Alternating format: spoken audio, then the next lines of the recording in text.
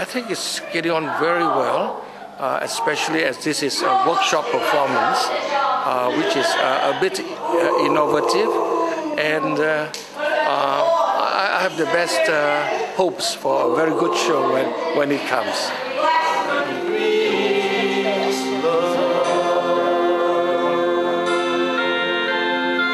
It's more like you are acting in a round, so you have audience sort of in a round, or maybe 3/4 of the circle, and it has an advantage and disadvantage. More like you can have a more intimate one. Suddenly you can suddenly reach an audience and have a face-to-face like that, and also pulling back as well.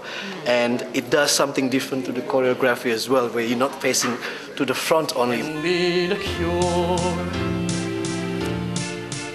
Huff and puff. Torture and torment, cutting you down, slicing you down to the center. For this particular show, we're a bit strapped for people, you know. We don't have a big cast going here, and so we have to call on a lot of people to do different jobs.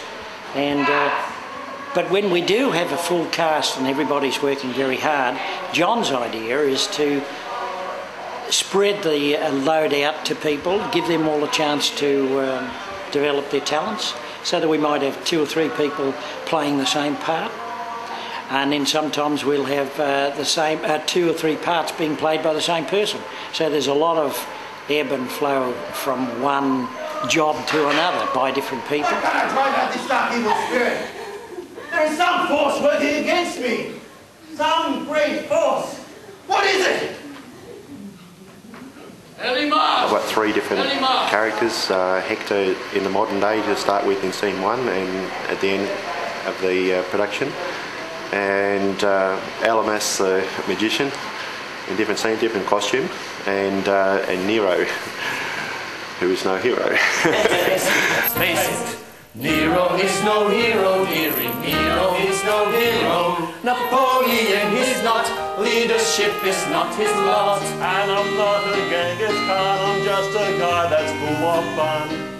Yeah, it's a challenge. I usually tape the a run through, just a read through, and then you can just repeat it and repeat it and repeat it until it sinks in. And the songs, usually just read the music and then commit it to memory. Just wave your magic wand and I'll do the rest. You can't buy miracles with money. It was quite a decision for me to actually get involved, but and even the rehearsals, they weren't easy, and trying to remember the lines. I had started a new job when I started the rehearsal, so it was a big transition in my life and lots of stuff happening, but it all came together in the end, and everyone kept telling me, don't worry, it'll come together in the end. It seemed like a big mess in rehearsals, and it did come together in the end, even though there were a lot of hiccups, but it came together in a big way compared to what I was expecting from the rehearsals. Are not for sale, miracles are not for sale, miracles are not for sale. It was going to be a workshop performance, and initially it was even going to be like a script reading. But you know, with the lighting, the sound, and the enthusiasm of everyone in the musical, it really took off well, and a lot of things came together. No, Babiola is not a whore. Babiola is not a whore. She may sing and she may dance for her master, but she's not a whore. Initially, I didn't know anyone in the cast, so it was quite difficult to act. So you're putting on a role without knowing the people with whom you're acting, with whom you're putting on this role. So I found it really difficult because you've got to sort of break that barrier with your fellow cast members, and that wasn't broken. You sort of break it over time, but I found by the play, by yesterday when we actually did the play, it was broken. I felt really comfortable with this group.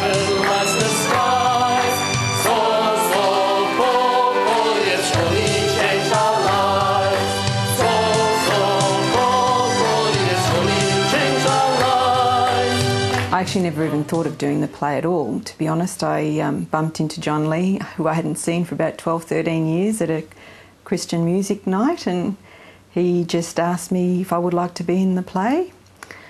And so I said, well, I'll give it a go. I said I'd never acted as such or sung in public except for leading worship within prayer groups.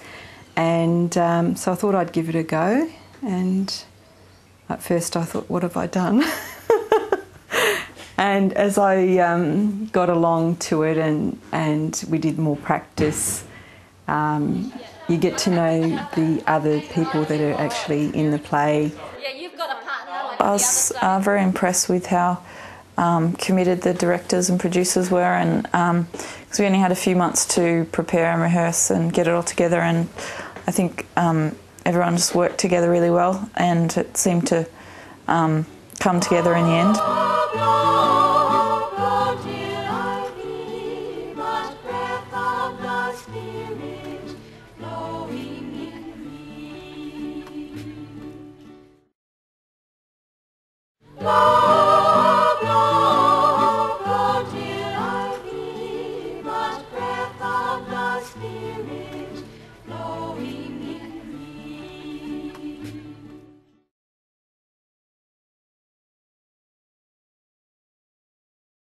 It's very up-tempo, you know, when I was explaining to different people and encouraging people to come along to performances and publicising, for me, when I heard the songs for the first time, you know, they're a cross between The Sound of Music, Fiddler on the Roof and other beautiful melodies, because they really just struck my heart, and I thought, you know, when this CD comes out, I can't wait to have it so I can play it, because the music is so engaging and it sticks in your head, you know, you wake up in the morning and it's in your head. Trees become mountains, creeks become a waterfall. A sinner who was known as Saul becomes a St. Paul. For those of us who are new and have never performed before, this is like a stepping stone. So it gives us exposure to working with an audience and knowing what we're in for, basically, so that if it comes to the next level where we do a more professional performance, then we've got a little bit of experience behind us. I definitely enjoyed when everyone was laughing at the beginning, when John asked them all to laugh, and I think they enjoyed John, and John enjoyed as well being able to be up there, explain the beginning of the scenes, getting the audience involved, holding up a little sign in between each scene. I think they enjoyed that personalising aspect. I also like the way that John involved the audience too, and I think it's got a... And if you play a part and they laugh, you think, oh, I've probably done something right there, you know. Audience participation's good. Look, who's that guy? Saul of Paul. And now you, my brothers and sisters, you know full well that I believe in the new Paul that was once Saul.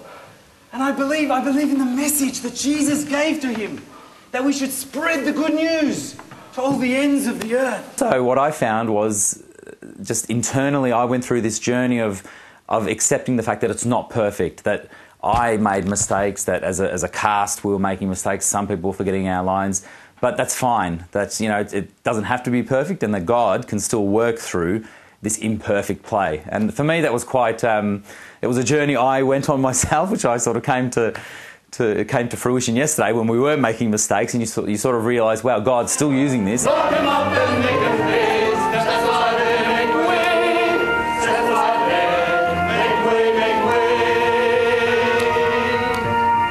Performance, we actually walk down the aisles and around, and then you get even a clearer view of the people. I think some of the audience were not used to it, and they were a little bit like surprised, because, you know, even with the choreography, our hands actually go across into close to their space, you know, if you know some of the choreography.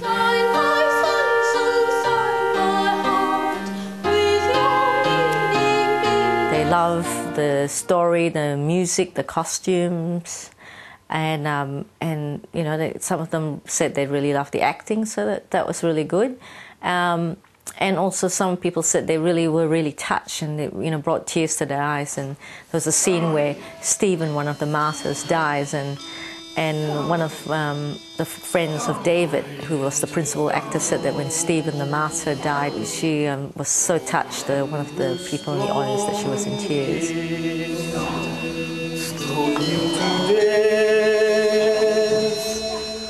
Saul Paul was always something that was going to be a reading, and John was happy at that stage to say that we'll just have minimal props and everyone will be holding scripts and just reading the lines.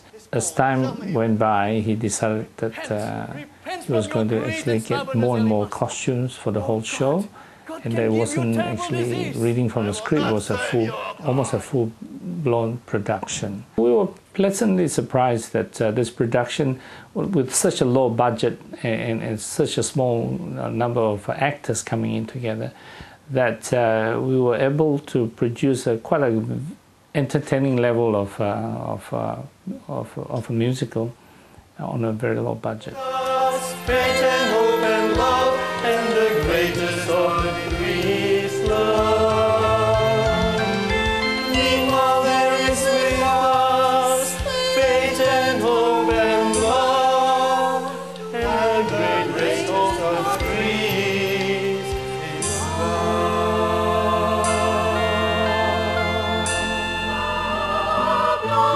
Love, till I be but breath of the Spirit flowing in me. Love, love, till I be but breath of the Spirit flowing in me.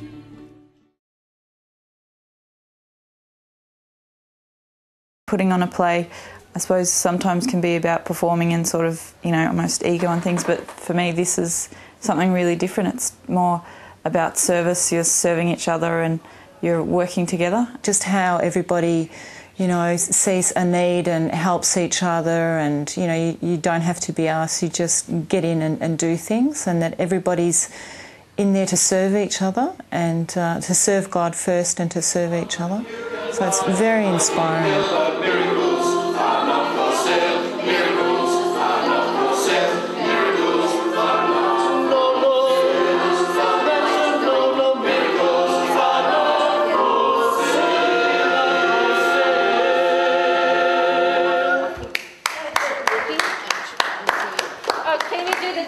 Do you know how Paul says in Galatians chapter 5, I think it is, verse 22 or something, that the fruits of the Spirit are love, joy, peace, patience, etc.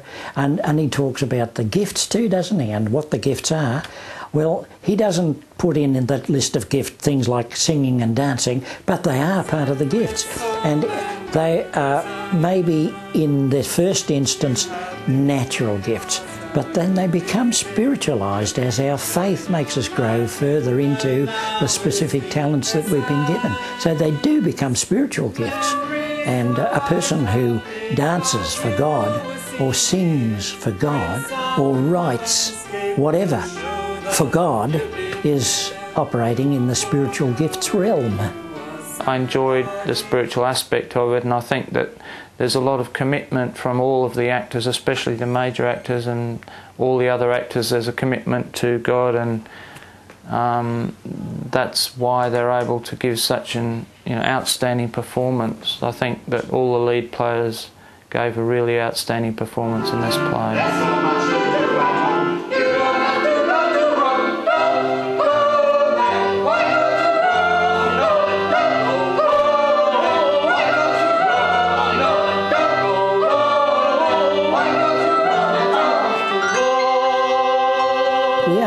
For God, essentially, and sure, we're doing it for ourselves as well, but we've got to keep remembering that this is for God too, and we continually put that before ourselves with our prayer and through our prayer. And it's when we get spontaneous prayers from different members of the cast, we even get a new look at ourselves because of something they've said, something they've shared in a prayerful way. Inspires us.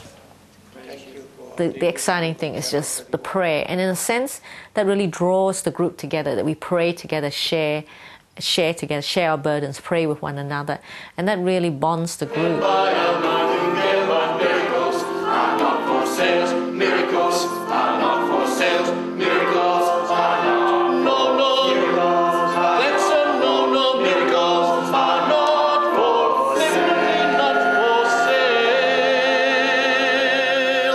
like you feel you have that spiritual support when you have to keep working, keep rehearsing and things, and it's a lot of work, and it's good to have the spiritual support. But I think people that come in that haven't had much of a Christian background, sort of they've managed to feel comfortable as well. I mean, it's not too kind of, you know, intense. It's just kind of the spirituality is definitely there, and you have that support, and that's what we stand for. But at the same time, everyone's welcome as well. So yeah, it's really good.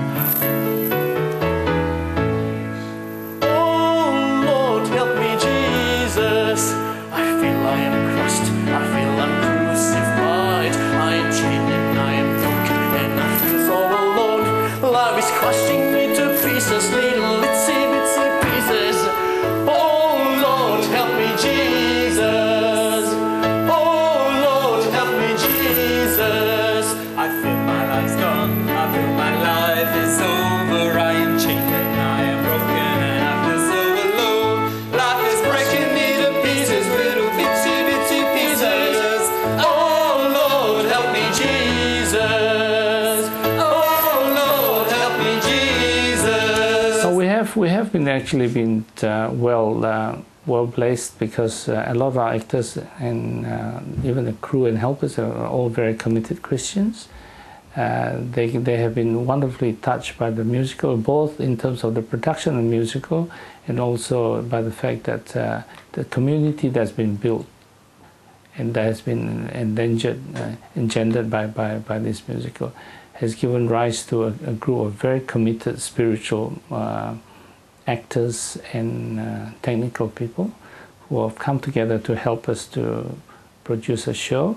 And we have from time to time surmounted a lot of difficulties, frustrations and so on to still come up with a good, so to speak. And I think with the help of our Lord, it has been a wonderful journey, and has blessed and touched a lot of us. And so, Your Royal Majesties, having told you the story of how I, Saul, a Pharisee, became Paul, a Christian, by the grace and intervention of Jesus, who threw me down from my high horse, are you ready, Your Majesties, to welcome and accept Jesus as your God and Savior? The other thing that I learned from this musical, which I put in the program, was that the aspect, through doing the musical, it's been a spiritual journey for me.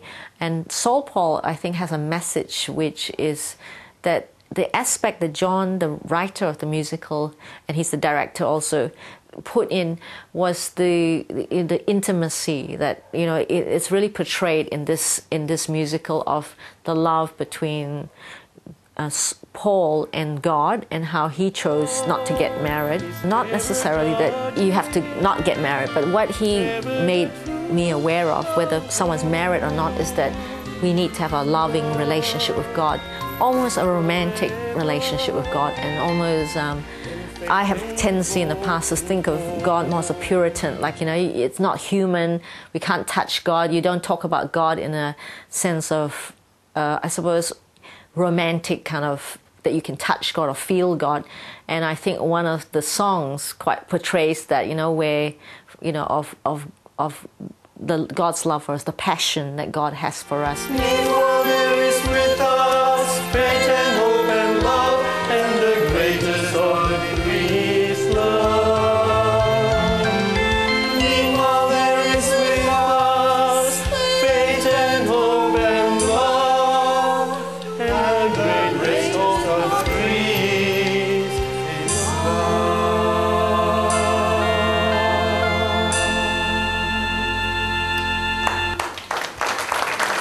I spoke to a couple of people in the audience. They seemed to feel that the play was very well acted, and everything came together fairly well.